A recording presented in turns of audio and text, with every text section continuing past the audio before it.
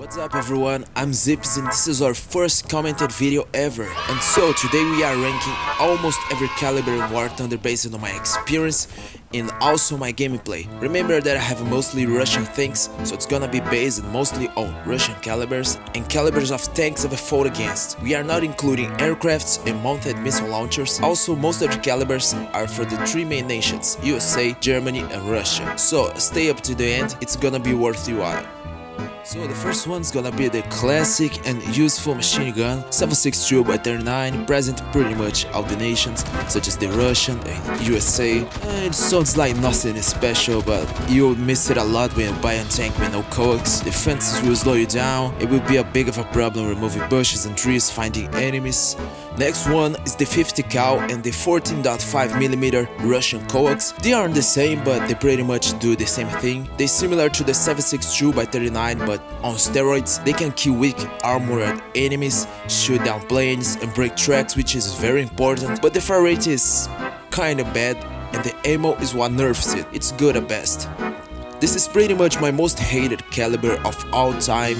When you think of the 57mm, you always remember this SPAA. Yes, it can paint so many things by the side and has a decent ammo count, but for its main role, nah man, it's horrible, the speed is horrible. There's some exceptions in both Russian and German trees such as the Bagel Panzer 57. Overall, attack the deep point tier.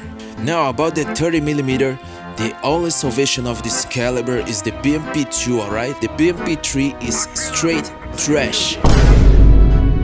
The 30mm or Russian Thak 3 is horrible. Straight to, not horrible. Now it is good at killing enemies on the side, but it can't really destroy barrels with the fire rate.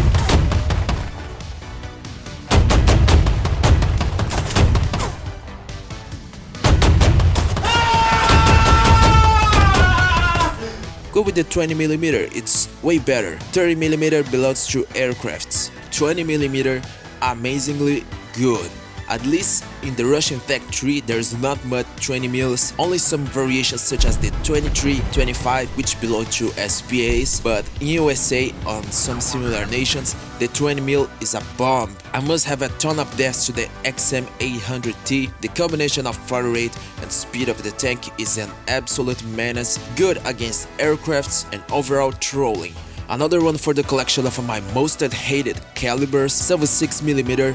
They are found mostly at low BRs, and yeah, it explains a lot why they are so damn bad. The problem I have with them is that if you get on big up tire while having 76mm, sorry to say man, you aren't killing no one even sideways. The only salvation of this caliber is the PT-76B. Man, I love the tank. Soviet suffers and I can prove y'all, 85mm is quite a good round if you say is at your side of this BR. It has a good pen and good explosive rounds, also good hit for the ASU-85, but because the American T-34 is at the same BR, man, this ghetto good at best. The only salvation of it is actually the Object 906.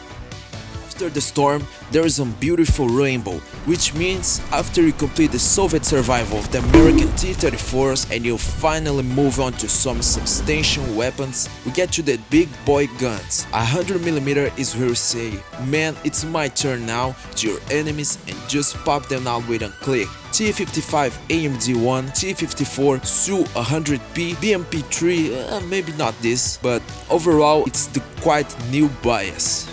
105mm and 90mm, both the star of this BR, included the Term 3 and Leopard 1, nice pen, nice BR and reload rate 2, caused me a lot of headaches. For sure it's the new bias.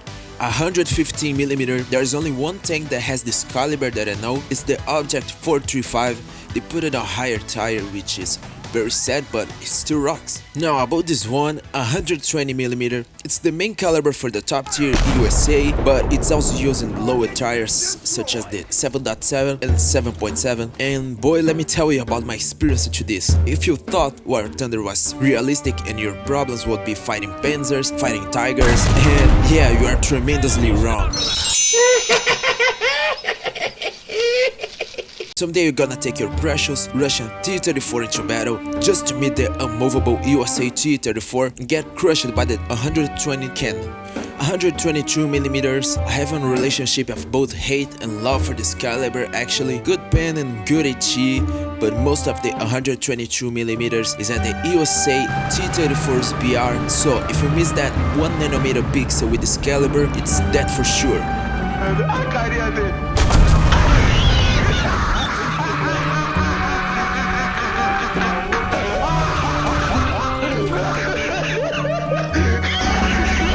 But when it bends, there's no second shot, you instantly kill your enemy. 128mm, standard for the mouse one. It has another gun but I forgot the caliber of it. Either way, it's very OP and you die quickly, but the reload rate is quite bad.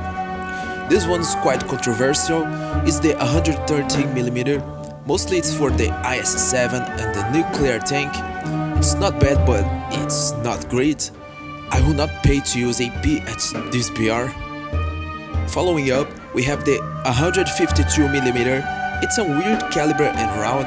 You will find most of these calibers at artillery or in higher BR. Overall good of pressure, but always low reload rate, such as the KV-2. The Object 292 carries it out since it's one of the most OP Russian tanks. Can also be put at the top BR with no problem.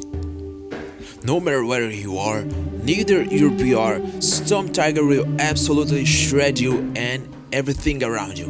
With a single round, there's literally zero survival chance if he aims that thing correctly at you, but the reload rate is pathetic. So that's it for today, guys. Leave a comment for the next tank I should play or maybe talk about. It's hard recording inside a T-34, so I apologize for the bad quality. But see you guys in the next video.